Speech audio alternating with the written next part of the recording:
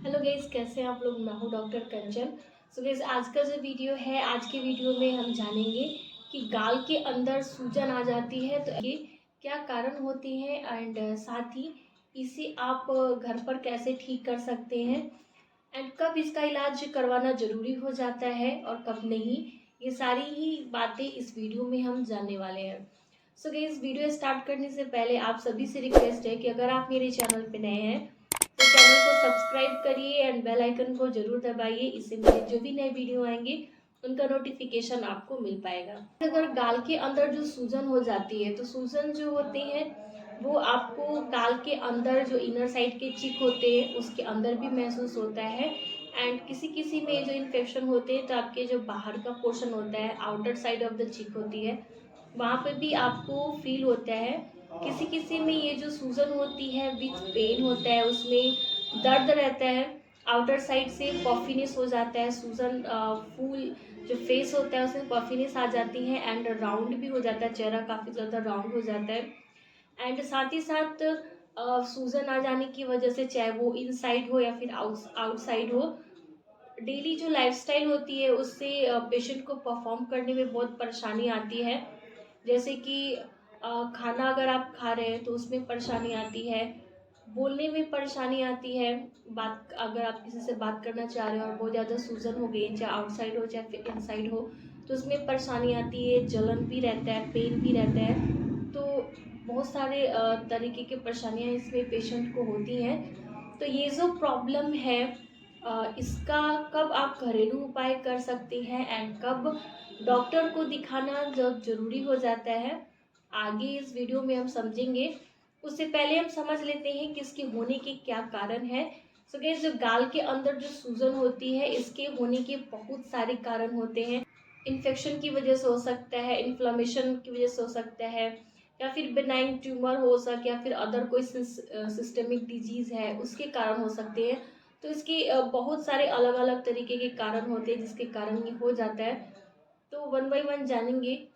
जैसे कि अगर आपकी दांत में कैविटी है, यानी कि दांतों में सड़न है और आपने उसे इग्नोर कर दिया, वो जो सड़न है डीप हो गई है और दांतों में सड़न होने के कारण जो दांत जो मसूड़ा है या फिर जो दांत का हिस्सा है उसमें पस फॉर्मेशन हो गया है, वहाँ पर पस यानी कि मवाद बन गए हैं, पस फॉर्मेशन हो गया है।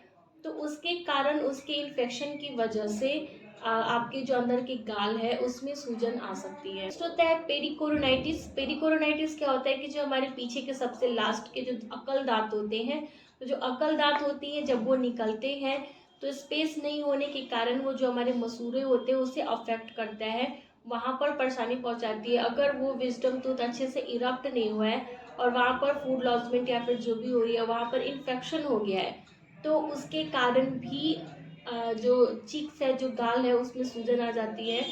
मम्स की वजह से भी होता है। अगर आपको मम्स जो एक तरह का वायरल इन्फेक्शन होता है, तो मम्स का अगर इन्फेक्शन, आपको वायरल इन्फेक्शन हो रखा है तो उस कारण भी होता है। उसमें बेसिकली होता है क्या है कि आपके जो स्लेवरी ग्लैंड होते हैं, जो लार की ग्रंथि होती है, ये उससे अफेक्ट करता है। और ये जो मम्स होती हैं ये आपके चेहरे की वन साइडेड भी हो सकता है एंड बोथ साइडेड भी हो सकता है, दोनों साइड हो सकता है। नेक्स्ट होता है फेशियल इंजरी। अगर किसी भी कारण से आपके चेहरे पे चोट आ जाए तो उसके कारण भी जो स्वेलिंग है गाल के अंदर वो हो सकती है। हाइपोथायराइडिज्म की वजह से होता है। कभी कभी किसी किसी में हाइपोथायराइडिज्म की प्रॉब्लम होती है। हाइपोथायराइडिज्म में होता है क्या है कि बॉडी के अंदर जितनी थायराइड की मात्रा जो हार्मोन है वो बननी चाहिए उससे कम बनता है, तो वो हाइपोथायराइडिज्म होता है। तो जब शरीर के अंदर कम थायराइड हार्मोन बनती है तो उसके कारण भी गाल के अंदर सूजन देखने को मिल सकते हैं। होता है कि स्लेवरी ग्लैंड में इन्फेक्शन हो जाए, जैसे कि मैंने अभी बताया मम्स जो होते हैं उसमें वायरल इन्फेक्शन की वजह से होता है। और भी बहुत सारे कारण होते हैं जिसके कारण आपके स्लेवरी ग्लैंड में इन्फेक्शन हो जाए, तो उसके कारण भी ये प्रॉब्लम्स देखने को मिलती है। साइनसाइटिस की वजह से हो सकता है आपके साइनस में इन्फेक्शन हो जाए, तो उसके कारण भी ये प्रॉब्लम होती है। चीक बाइटिंग की वजह से होती है, जैसे कि फैटी चीक हो गया हो, या फिर आप कुछ खा पी रहे हो और अचानक से आपके चीक बाइटिंग हो जाए, या फिर दांत का जो पोजीशन है वो प्रॉपर तरीके से नहीं है, दांत बहुत ज़्यादा घिस गई है या फिर शार्प हो गई है जिसके कारण आप खाना खा रहे हैं, या फिर आप बोलने की कोशिश करें तो उस दौरान चिक बाइटिंग हो जाती है, तो उसके कारण भी स्वेलिंग आ सकती है।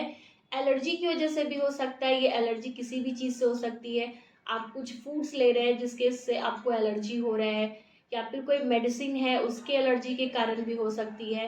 नेक्स्ट होता है कि अप्लायंसेस, अगर आप डेंटल अप्लायंसेस यूज कर रहे हैं और वो जो अप्लायंस है वो आपके जो चिक्स है, जो मसूड़े हैं, उनको इरिटेट कर रही है, तो उसके कारण भी आपके जो अंदर के चिक्स है उसमें सूजन आ सकती है। तो जैसे प्री मैलिग्नेंट रीजन हो, जैसे कि ओरल लाइकन प्लानिस, इसमें भी आपको जो गाल के अंदर का हिस्सा होता है वहां पर सूजन देखने को मिल सकता है।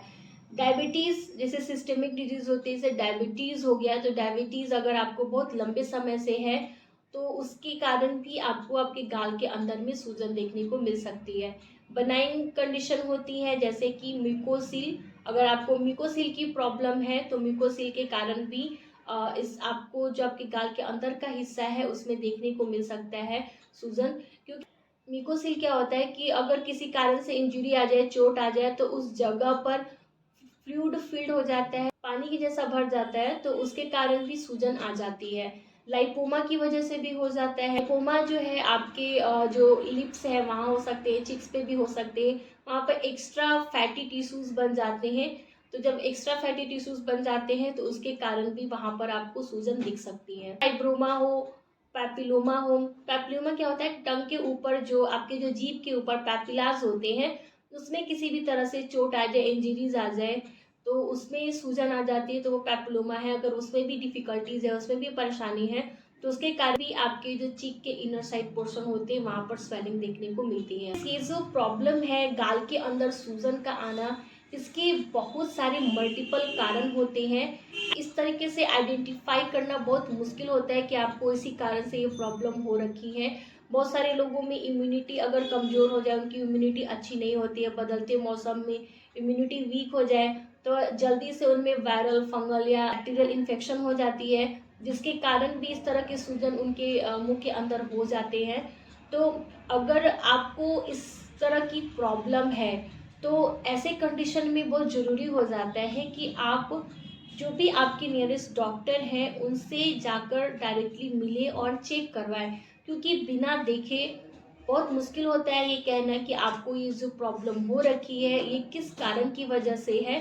तो इसके कारण का पता होना बहुत ज़रूरी होता है। अगर इसके ट्रीटमेंट की बात की जाए तो जैसे मैंने अभी आपको बताया कि बिना चेक किए इसका ट्रीटमेंट प्रेस्क्राइब करना बहुत ही मुश्किल होता है, तो उसके अकॉर्डिंग ही आपका जो इलाज है वो डॉक्टर देते हैं। अगर आपको इन्फेक्शन की वजह से, चाहे वो वायरल या बैक्टीरियल या फंगल इन्फेक्शन की वजह से है, तो उसके लिए एंटी बैक्टीरियल या एंटी फंगल या एंटी वायरल मेडिसिन चलाई जाती है। पेन के केस में पेन रिलीफ करने के लिए आपको मेडिसिन दी जाती है। अगर आपके स्लेवरी ग्लैंड में प्रॉब्लम है, जो लार की ग्रंथि होती है, तो उसकी थेरेपी दी जाती है, स्लेवरी ग्लैंड थेरेपी दी जाती है। या फिर म्यूकोसील है, फाइब्रोमा है, तो वैसे केसेस में आपको सर्जिकल प्रोसीजर्स भी किए जाते हैं अगर परफॉर्म करने की ज़रूरत होती है, तो उसके द्वारा इसे ठीक किया जाता है। आपको सिस्टेमिक डिजीज की वजह से ये प्रॉब्लम आ रही है, तो वैसे कंडीशन में ज़रूरत होती है आपके खान पान, आपके डाइटरी चेंजेस को करने की, और साथ ही साथ ओरल हाइजीन को मेंटेन करने की ज़रूरत होती है।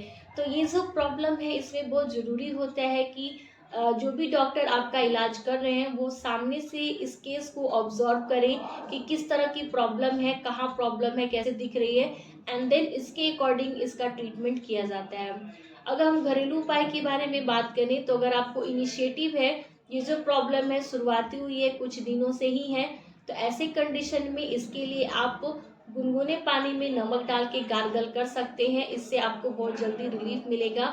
अगर बाहर की तरफ, चेहरे के बाहर की तरफ आपको सूजन है तो उसके लिए आप कोल्ड कंप्रेस का भी यूज कर सकते हैं, यानी कि आइस से सिकाई कर सकते हैं। तो 10 मिनट तक आपको जो आइस होती है, बर्फ जो होती है, उससे सिकाई करना है।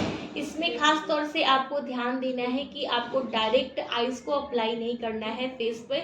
इसके लिए आप एक साफ कॉटन का कपड़ा ले लें, उसमें आइस को लपेट कर एंड देन फिर उससे उसकी सिकाई करें।